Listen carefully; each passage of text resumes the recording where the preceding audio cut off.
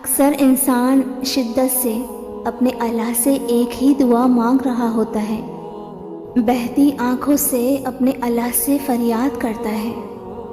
آپ کا اللہ باخبر ہے ہر اس درد سے جو آپ کے دل میں ہے، اور ان آنسوؤں سے بھی جو آپ کی آنکھوں میں آتے ہیں۔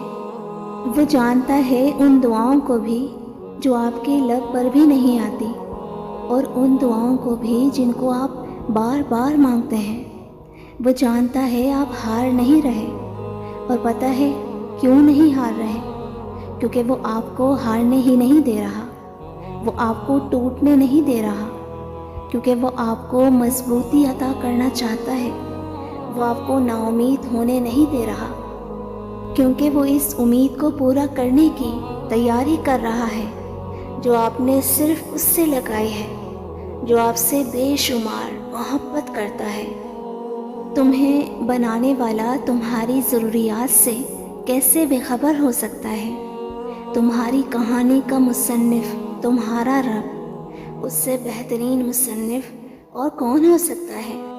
یقیناً کوئی بڑا معجزہ ہے تمہارے لیے، اس لیے اس نے اب تک تمہیں دعاؤں میں لگا رکھا ہے۔